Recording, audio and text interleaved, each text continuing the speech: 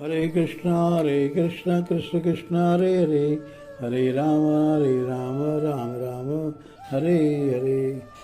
गीता का अध्याय 14, प्रकृति के 3 गुण, गुणत्रय विभाग योग।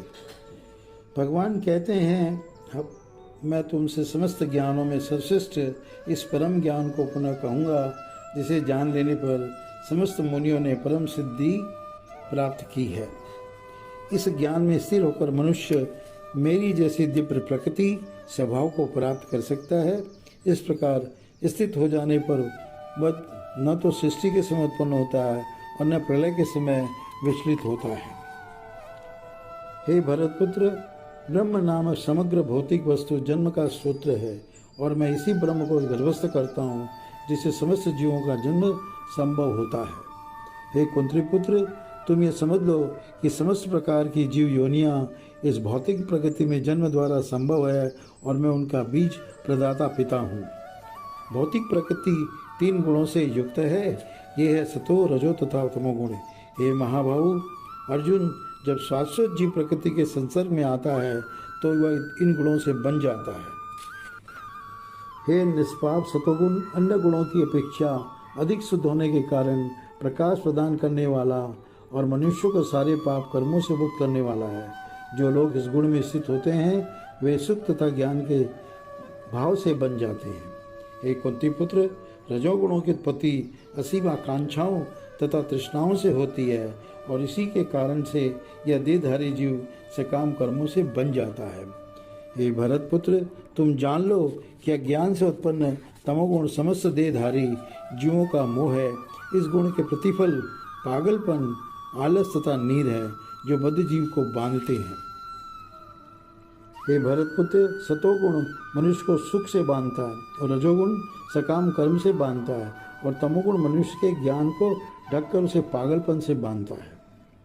हे भरतपुत्र, कभी कभी सतोगुण रजोगुण तथा तमोगुण को परास्त करके प्रधान बन जाता है और कभी रजोगुण सतो तथा तमोगुण को परास्त कर देता है और कभी ऐसा होता है कि तमोगुण सतो तथा रजोगुणों को परास्त कर देता है। इस प्रकार श्रेष्ठता के लिए निरंतर स्पर्धा चलती रहती है। सतोगुण की अभिव्यक्ति को तभी अनुभव किया जा सकता है जब शरीर के सारे द्वार ज्ञान के प्रकाश से प्रकाशित होते हैं। हे भरतवंशियों में प्रमुख, जब रजोगुण में वृद्धि हो जाती है तो अत्यधिक आसक्ति, सकाम कर्म, गहन उद्यम तथा अनियंत्रित इच्छा एवं लालसा के लक्षण प्रकट होते हैं। जब तमोगुण में वृद्धि हो जाती है तो हे कुरुपुत्र, अंधेरा, जड़ता, प्रेम तथा मोह का प्रागट्य होता है। जब कोई सतोगुण में मरता है तो उसे महर्षियों के विशुद्ध उच्चतर लोगों की प्राप्ति होती है। जब कोई रजोगुण में मरता है तो वह सकाम कर्मियों में बीच में जन्म ग्रहण करता है और जब कोई तमोगुण में मरता है तो वह पशु योनि में जन्म धारण करता है। पुण्य कर्म का फल शुद्ध होता है और सात्विक कहलाता है, लेकिन रजोगुण में संपन्न कर्म का फल दुख होता है और तमोगुण में किए गए कर्म मुक्ता में प्रतिफलित होते हैं।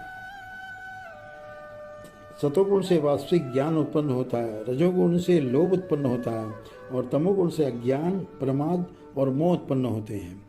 सतोगुणी व्यक्ति क्रमशः उच्च लोकों को ऊपर जाते हैं, रजोगुणी इसी पृथ्वी लोक में रह जाते हैं और जो अत्यंत ग्रहित तमोगुण में स्थित है वे नीचे नरक लोगों को पहुंच जाते हैं। जब कोई यह अच्छी तरह जान लेता है कि समस्त कार्यों में प्रकृति के 3 गुणों के अतिरिक्त अन्य कोई करता नहीं है और जब वह परमेश्वर को जान लेता है जो इन 3 गुणों से परे हैं, तो मेरे दिव्य स्वभाव को प्राप्त होता है। जब देहधारी जीव भौतिक शरीर से संबद्ध इन 3 गुणों को लांघने में समर्थ होता है तो वह जन्म, मृत्यु, बुढ़ापा तथा उनके कष्टों से मुक्त हो सकता है और इसी जीवन में अमृत का भोग कर सकता है। अर्जुन कहते हैं, हे भगवान, जो इन 3 गुणों से परे है वह किन लक्षणों के द्वारा जाना जाता है, उसका आचरण कैसा होता है और वह प्रकृति के गुणों को किस प्रकार लांघता है। भगवान कहते हैं, हे पांडुपुत्र, जो प्रकाश, आसक्ति तथा मोह के उपस्थित होने पर न तो उनसे घृणा करता है और न लुप्त हो जाने पर उनकी इच्छा करता है, जो भौतिक गुणों की इन समस्त प्रतिक्रियाओं से निश्चल तथा अविचलित रहता है और यह जानकर कि केवल गुण ही क्रियाशील है, उदासीन तथा दिव्य बना रहता है, जो अपने आप में स्थित है और सुख तथा दुख को एक समान मानता है, जो मिट्टी के ढेले, पत्थर एवं स्वर्ण के टुकड़ों को समान दृष्टि से देखता है, जो अनुकूल तथा प्रतिकूल के प्रति समान बना रहता है, जो धीर है और प्रशंसा तथा बुराई, मान तथा अपमान में समान भाव से रहता है, जो शत्रु तथा मित्र के साथ समान व्यवहार करता है और जिसने सारे भौतिक कार्यों का परित्याग कर दिया, ऐसे व्यक्ति को प्रकृति के गुणों से अतीत कहते हैं। आगे भगवान कहते हैं, जो समस्त परिस्थितियों में अविचलित भाव से पूर्ण भक्ति में प्रवृत्त होता है, वह स्वतंत्री प्रकृति के गुणों को लांघ जाता है और इस प्रकार ब्रह्म के स्तर तक पहुंच जाता है।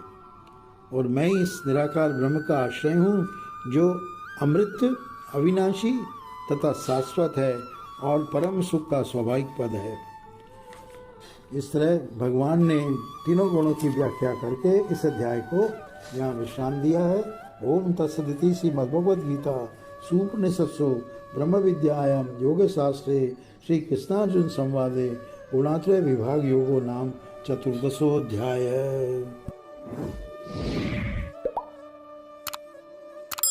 One.